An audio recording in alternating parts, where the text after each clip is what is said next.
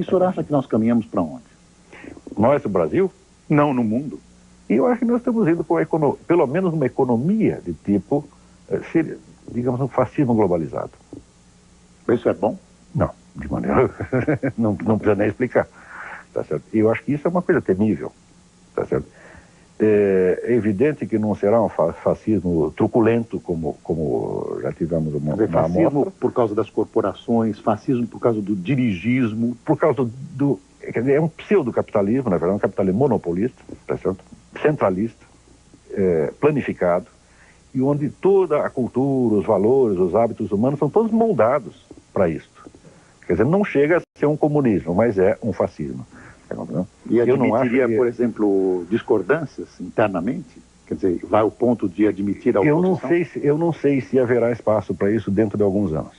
A gente vê que a margem das discussões parece estreitar a cada dia, não é isso? E a margem para o exercício da inteligência diminui a cada dia. Né? Eu não quero ser apocalíptico, não quero ser profeta da desgraça, mas parece que está indo para esse lado. Né? Então, nesse sentido, as ideologias de esquerda e direita, elas representam como que duas alas de um processo único, que está indo, de qualquer maneira, para uma centralização. A tese, aliás, não é minha, a tese é de um livro de Bertrand de Juvenel, que eu considero o melhor livro de ciência política que alguém já escreveu, que se chama Du Pouvoir, sobre o poder. E onde ele, examinando a história do Ocidente dos últimos séculos, ele diz o seguinte: haja o que houver, sempre o poder sai mais poderoso. Quer dizer, o poder está sempre mais centralizado e sempre mais distante, né, do cidadão comum. Se nós vemos, por exemplo, qual o poder que tinha o senhor feudal sobre o camponês? Total. Total pela lei, mas que instrumentos efetivos ele tinha? Econômicos? Ele era o dono da terra? Não, de jeito nenhum. A legislação previa tantos limites ao exercício desse poder que, na verdade, ele ficava reduzido a uma superioridade muito pequena. Agora, se você pegar um governante de hoje, o governante de hoje tem poder total sobre populações inteiras.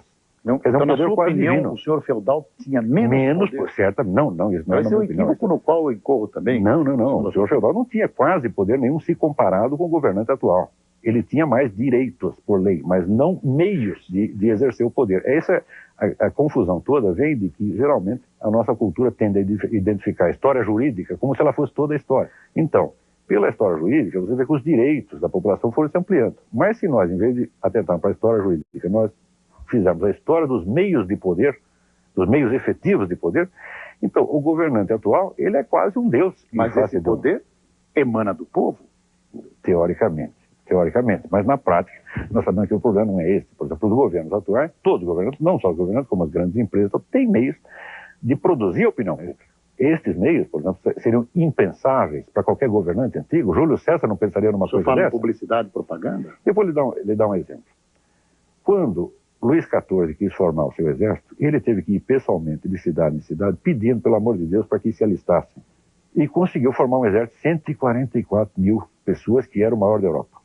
Quando veio a Revolução Francesa, então se criou o recrutamento militar obrigatório, e em questão de algumas semanas você tem um exército de 1 milhão de pessoas, e quem não quisesse ser alistado, ia para a guilhotina. Hoje, por exemplo, o serviço militar nos parece uma coisa inteiramente normal, quer dizer, nós nos acostumamos com esse privilégio da autoridade, então já não nos parece opressivo, porque nós nos acostumamos com tudo.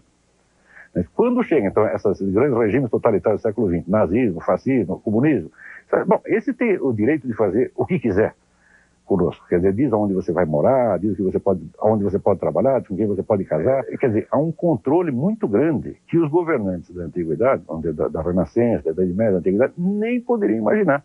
Júlio César nunca pensou, tá certo, em ter, vamos dizer, um poder, por exemplo, de deslocar, digamos, 60 milhões de pessoas, como fazia Stalin, né? Temos que tirar esse sujeito daqui e botar lá. Essa ideia nunca ocorreu a Júlio César nem a Átila Uno, e lhes pareceria monstruosa, na verdade.